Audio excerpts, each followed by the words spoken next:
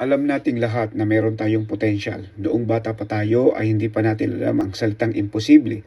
Pero dahil tayo ay dependent, kailangan natin ang mag-survive. Wala tayong ibang strategy, kundi ang makapagbigay at sundin kung ano ang ginagawa ng mga nasa ating paligid, especially sa mga ginagawa ng ating mga magulang. Sinunod natin ang kanilang lengguwahe, ugali at pati na rin ang kanilang paniniwala.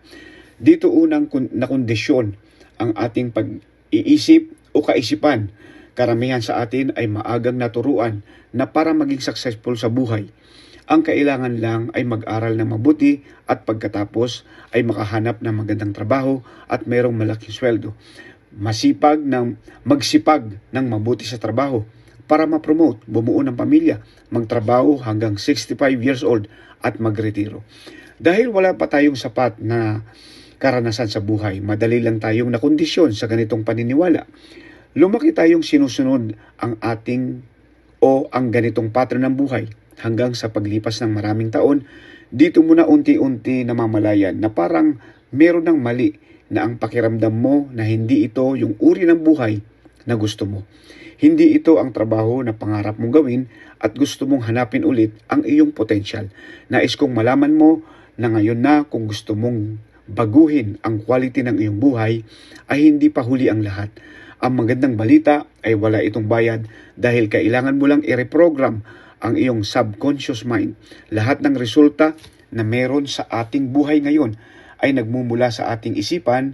Ang pagkakaroon ng kaalaman sa ating subconscious mind at ang kakayahan kung paano ito gamitin ay ang unang bagay na dapat mong matutunan para makamit lahat ng mga bagay na iyong ninanais. Kagaya na lang ng peace of mind, malusog na pangangatawan, mabuting pakikitungo sa ibang tao, financial independence at marami pang iba. Pero bago natin pag-usapan ang ibang paraan kung paano i-reprogram ang iyong subconscious mind, i-discuss muna natin kung ano ito. Ang ating utak ay nahahati sa dalawang parte. Nahahati ito sa conscious mind at subconscious mind. Ang conscious mind ay ang parte ng iyong utak na nag-iisip. Kung iniisip mo ang iyong goals 5 years from now, ginagamit mo ang iyong conscious mind. Kung nagmamanage ka ng iyong pera at nag-iisip kung saan ito dapat ilagay at kung saan dapat gamitin yan, ay galing sa iyong conscious mind. Dito naman tayo dumako sa subconscious mind. Ang subconscious mind ay iba ito. Ito ang storage ng iyong paniniwala, habit, karanasan, alaala, at pati na rin sa iyong kakayahan. Nagre-react ito sa mga idea na pumapasok sa iyong conscious mind at wala itong pinipili kung masama o kung mabuti man ang iyong iniisip. Ang trabaho lang niya ay tanggapin ang mga idea na galing sa iyong conscious mind at ini-execute niya ito sa tunay na buhay o sa realidad. Mag-a-attract siya ng mga bagay, tao at pangyayari na merong connection sa iyong mga iniisip, kaya hindi ka magtataka kung bakit majority sa mga taong nananalo sa loto ay bumabalik sa pagiging mahirap dahil kahit sobrang dami ng pera ang dumating sa kanila ay wala pa rin na bago sa programming ng kanilang subconscious mind. Kung paano sila mag-isip ng mga panahon na wala pa silang pera ay katulad lang din sa sandaling nakakahawak na sila ng ilang milyon. Marami lang silang pera pero ang kanilang ugali ay walang pinagkaiba sa ugali ng mahirap na tao. Dahil ang alam lang nila ay gumastos, magsugal at maniwala sa swerte. Paano mo malalaman ang kapangyarihan ng ating subconscious mind? Ihahalin tulad na lang natin ito sa isang lupain kung magtatanim ka ng 2 uri ng buto. Ang unang buto ay isang uri ng nakalalasong halaman at ang pangalawa ay buto ng halamang gamot. Hindi pipiliin ng lupa kung sino ang 2 buto sa 2 buto ang bubuhayin. Dahil ang trabaho lang niya ay bigyan ng buhay ang mga pananim. Katulad lang din yan sa ating buhay kung paano tayo mag-isip. Kung madalas kang nag-iisip ng mga negatibong bagay, ay tatanggapin yan ng iyong subconscious mind at mag-a-attract din siya ng mga negatibong pangyayari na siyang magdudulot ng iyong pagkabigo. Ang sabi nga ni Mr. Earl Nightingale ay, "You become what you think about." Kaya kung gusto mong baguhin ang iyong buhay ngayon, ay magsimula kang mag-reprogram ng iyong subconscious mind.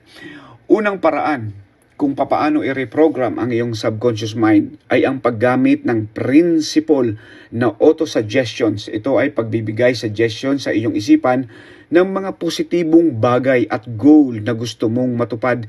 Sa ibang salita, ito ay tinatawag na positive self-talk.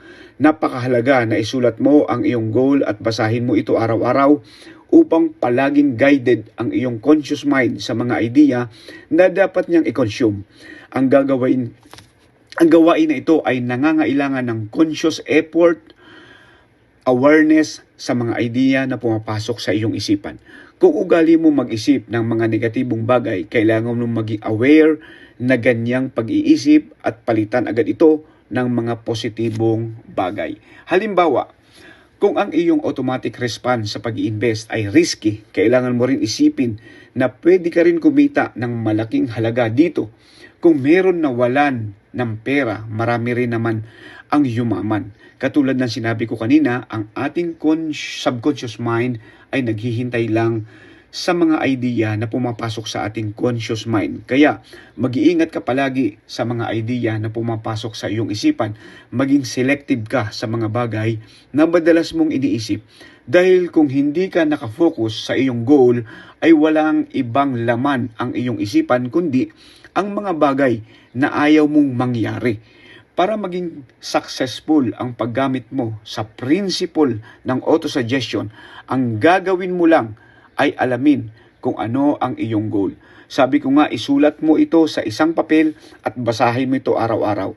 Isipin mo kung anong uri ng bahay ang gusto mong tirhan at kung kanang iyong target income buwan-buwan at ano ang iyong desire lifestyle.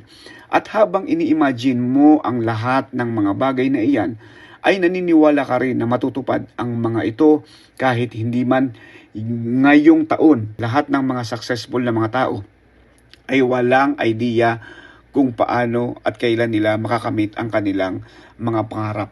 Basta alam lang nila ang kanilang goal at naniniwala sila na makakamit nila ito.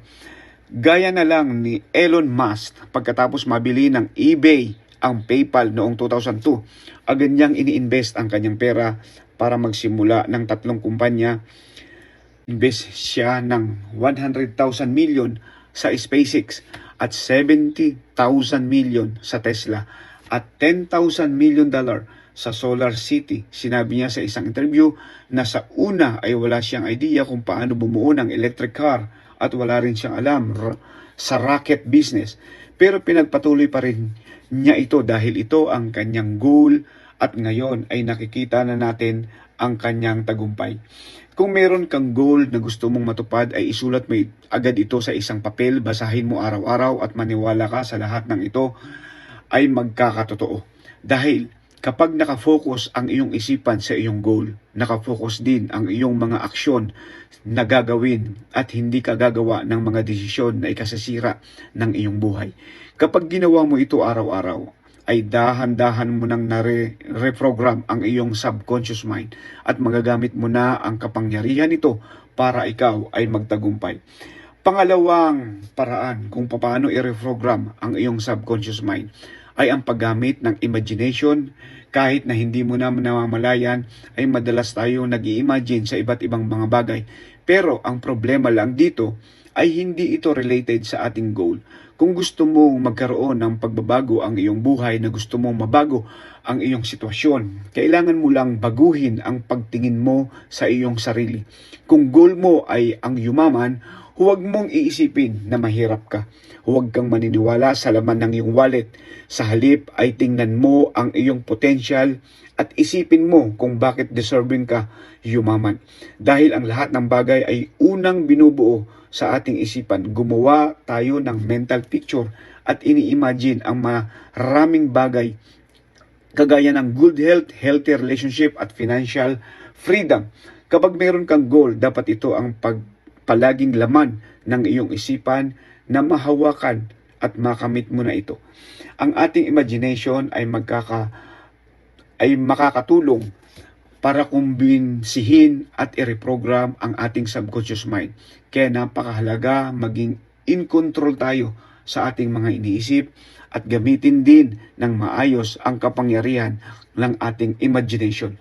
Ang pangatlong paraan kung paano i-reprogram ang iyong subconscious mind ay palibutan ang iyong sarili ng mga taong merong goal at katulad ng sa iyo.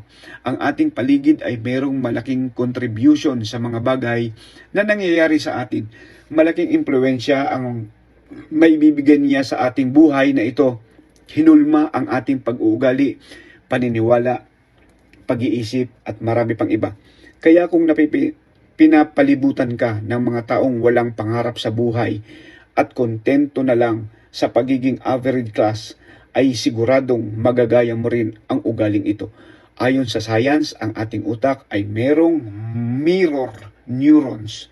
Nag-activate ito sa tuwing nakakakita tayo ng ibang tao na merong ginagawa at ang trabaho ng neurons na ito ay mag-imitate at mag-adapt sa ating paligid.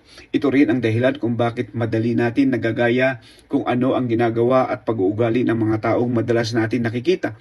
Kahit mahalaga ang pag-alam at pagsulat ng ating goal, ay mahirapan ka pa rin tuparin ang maito kung maling tao ang madalas mong kinakasama. Dahil kung ikukumpara natin ang dalawang tao na magkapareho ng goal at parehong interesado na magtagumpay, pero ang pinagkaiba lang sa kanilang paligid, masasabi lang natin na magtatagumpay ang isang tao na pinapalibutan ng mga taong merong goal na payaman dahil una, meron siyang inspirasyon dahil magkapareho sila ng goal at nagmo-motivate siya na gawin ang mga bagay na mahalaga sa kanya. Pangalawa, merong sumusuporta sa kanya kahit minsan niya siya'y nagkamali, ay ini-encourage pa rin siya na magpatuloy. Kaya kahit anumang sitwasyon mo ngayon, kahit meron kang pagdududa sa iyong sarili, nais kong malaman mo na may pag-asa pa.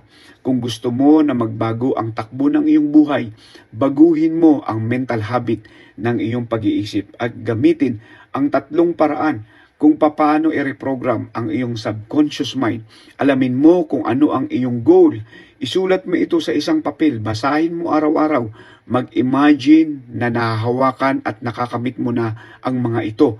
At hanapin mo rin ang mga taong merong goal na katulad sa iyo. Sana ay nakapagbigay ako ng magandang aral at impormasyon sa videong ito kung paano magbago ang iyong subconscious mind. Huwag kalimutan i-like para lalo pa itong ma-recommend ni YouTube sa mga taong nangangailangan ng ganitong impormasyon. Maraming salamat. Sana ay may natutunan ka sa video natin ngayong araw. Huwag kalimutan mag-subscribe para palagi kang update sa mga bagong videos ko. Mag-like at comment, i-share mo na rin ang videong ito sa iyong mga kaibigan. Maraming salamat sa panonood at sana ay magtagumpay ka at yumaman.